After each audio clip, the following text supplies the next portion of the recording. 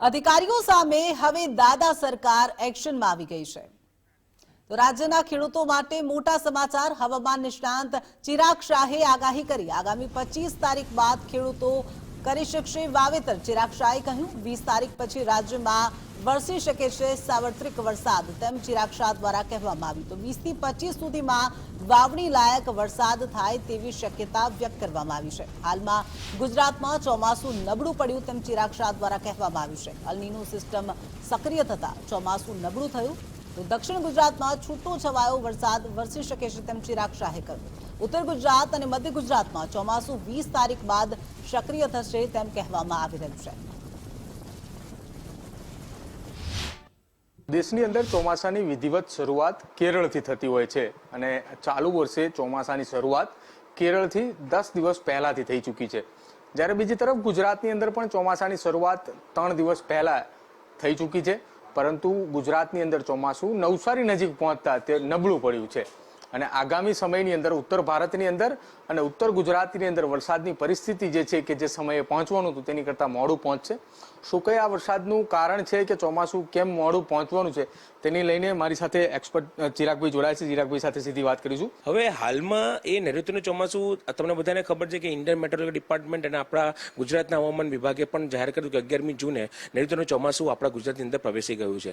પણ 11 જૂન બાદ એ ચોમાસું જનરલી એટલું જે પ્રોપર મતલબ કહેવાય ને કે આપણે આખું સાર્વત્રિક વરસાદ પડવો જેવો વરસાદ પડી નથી, એની પાછળનું એક જ કારણ છે, અત્યારે મોન્સૂન બ્રેક છે। આ મોન્સૂન બ્રેક સિસ્ટમ એક એવી છે કે જે જ્યારે બી ચોમાસું કોઈ બી વિસ્તારની અંદર આવે ત્યારે એને અનુકૂળ જે વાતાવરણ જોઈએ, જે ભેજ જોઈએ અને એ જે મતલબ અમુક પ્રમાણના જે હવાની ગતિ જોઈએ, એ ગતિમાં સડનલી ઘટાડો થઈ ગયો છે। એટલે આ એક કુદરતી પ્રક્રિયા છે। અને બીજું આમાં એવું કહેવાય કે ક્લાઇમેટિક કન્ડિશન જે દર વર્ષે બદલાઈ રહી છે અને અત્યારે હાલમાં જે આપણે અલ નીનોમાંથી લા નીનાની અસરમાં આપણે સ્વિચ ઓવર થઈ રહ્યા છીએ। એટલે અલ નીનોની અંદર તો આ વસ્તુ થતી હતી જ કે લગભગ 7 દિવસ વરસાદ પડે, પાછો 10-15 દિવસનો બ્રેક આવે, પણ લા નીનાની અંદર જનરલી ચોમાસામાં આવું થતું નથી। લા નીનામાં પ્રોપર આખું મતલબ મહિનો આપણે પ્રોપર ચોમાસું જોવા મળતું હોય છે। પણ આ વખતે આ જે મોન્સૂન બ્રેક થયો છે, એ મોન્સૂન બ્રેક થવાની પાછળ સૌથી પહેલા કે જે પવનની ગતિ છે એ ઘટી ગઈ છે। પવનની ગતિ ઘટવાના કારણે જે વાદળોનો જે સમય છે એ ઘટી રહ્યો છે, જેના કારણે એ પ્રોપર આખા ગુજરાતના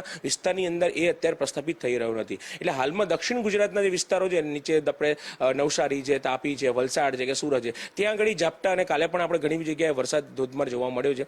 પણ એ છે ને એ મુંબઈ મહારાષ્ટ્રના કારણે ત્યાં આગળ ચોમાસું બેસી ગયું છે, એના પ્રત્યાઘાતો છે। એટલે નૈઋત્યનું ચોમાસું આપણા ગુજરાતમાં આવી ગયું છે, પ્રવેશ 100%ની વાત છે, પણ અત્યારે મોન્સૂન બ્રેક લાગ્યો છે બીકોઝ ઓફ કે અત્યારે જે પવનની ગતિ છે એ બહુ જ ઘણી ઘટી ગઈ છે। લગભગ 24 થી 25 થી લઈને લગભગ 35 કિલોમીટરની વચ્ચે એની ગતિનો ઘટાડો જોવા મળ્યો છે, જેના કારણે આપણે અત્યારે મોન્સૂન બ્રેકની આ સિસ્ટમ જોઈ રહ્યા છીએ।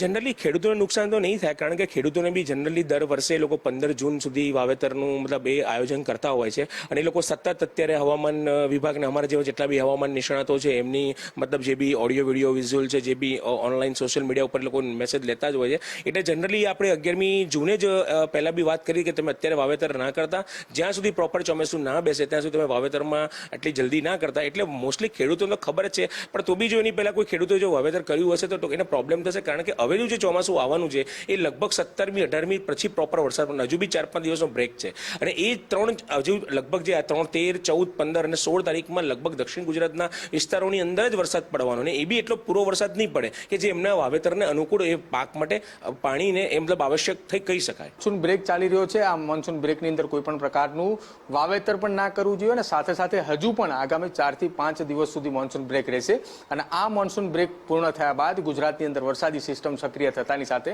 વરસાદ વરસશે, પરંતુ હાલના પૂરતે માત્ર ને માત્ર દક્ષિણ ગુજરાતની અંદર છૂટો છવાયો વરસાદ વરસી શકે તેવી શક્યતાઓ વ્યક્ત કરવામાં આવી રહી છે। કેમેરા પર્સન વિકી ઠાકોરની સાથે પ્રદીપ કચ્છા, ગુજરાત ફર્સ્ટ, અમદાવાદ।